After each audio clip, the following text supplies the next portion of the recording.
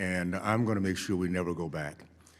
Ms. Mukherjee, you made a statement that I felt like standing up and applauding.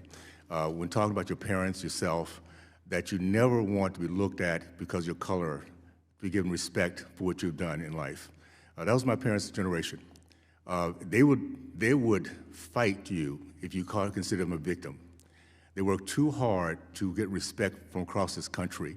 And at the time I was growing up in the 60s, my first exposure, by the way, to white Americans wasn't until I was 16 years old. But I grew up in a community that was so proud of what they were doing, and they were going to command respect by winning, by competing, by working hard, and never being looked at as victims. What we've come to today is an affront to that generation. We're now saying instead of us going out and competing, because of my color, I want to get a 10-yard head start or a 100-yard head start. That is not America. It's about excellence, it's about merit.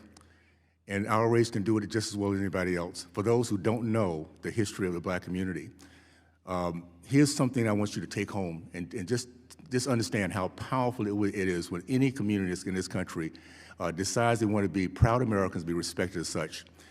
The black community, the 40s, 50s, and 60s, led our country in the growth of the middle class, led our country, men matriculating from college, because HBCUs were going to make sure that our men went out and competed and won the battle of intelligence.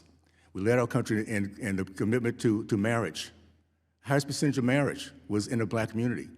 And the highest percentage of entrepreneurs, because we didn't go outside our community, we had our business owners building within. So not only did they have a legacy of business ownership, taking risks, but they understood what it was to make sure that the next generation was better than theirs. We now have people in our community telling our people that we cannot think, we cannot compete, we don't have the intelligence, that we need to lower the bar. No one else. We have all this other experience. We're going to lower the bar so we can get into college, and then we fail in college, and what do? Then we get angry because we didn't make it, because we've been lied to. This is an opportunity, and I'm so thankful that our country is finally coming back to the old promise of we will become a more perfect union. And we do that by looking at character, by what we have inside, by our tenacity, by our dream power, overcoming and becoming a better people. That's what's always made our country what it is. And that's not a color line, by the way. You look at every community that has that same grit, that same passion, you find successful people going through the process and reaching back, and this is the message of America. It's not about the struggle, it's what we do with the struggle. The message is, if I can do it, you can do it. The message is not, you can't do it because you're black. You can't do it because you had slavery in your background. America is a place of promises of hope. And if we can't, as adults, give our kids hope, we are failing them big time. So I'm so thankful that we're getting rid of this racist DEI mess. I don't want to be judged by my color, guys.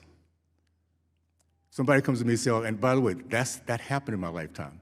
I was the third black to go to the University of Miami. I was the fourth black to go in high school, to integrate this high school.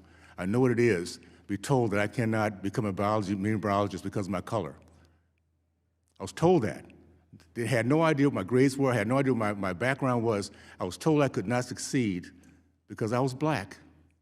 And it's time for us to start this process of putting our race down intellectually. By the way, when was the last time DEI was put on the sports field? When was the last time we ever had a football team or basketball say, we're going to do DEI here? We don't do that. Because blacks have always been looked at as being very had physical prowess. The hit was we could not do it intellectually. And last little thought, when you ever go back to see Martin Luther King's demonstration days, by the way, I participated in one when I was 12 years old. Check this out. Notice the white shirt, the dark tie, the dress shoes. Notice the articulation of the speakers. Notice that no matter what they said or what they did, they held tight to the principle of nonviolence, because they want to show Americans that we were confident, we were articulate, that we controlled our emotions, and we deserved and we commanded respect. That was what Martin Luther King was all about. It was, yes, it was Jim Crow laws, but it's also respect as equals that black Americans had to other people. We've come so far, and we're not going back. Last thought. I grew up in the 60s, as I mentioned.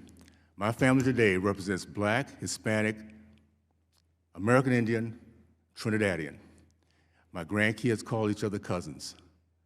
If we ever found in my family the DEI thought process, I know that somebody's failing them big time, and it will not be their parents. They look at each other from inside out, not outside in. They love each other because they're family. That's what the American concept is all about. So let's continue to get this cancer, racist cancer, out of our system. Thankful that President Trump and his team is doing what they're doing, getting rid of us, guys. Let's get back to merit. Man up, stand up, women up, do your very best, compete, win, and then tell other people, if I can do it, you can do it. With that, I'd like to thank our witnesses again for taking the time to testify before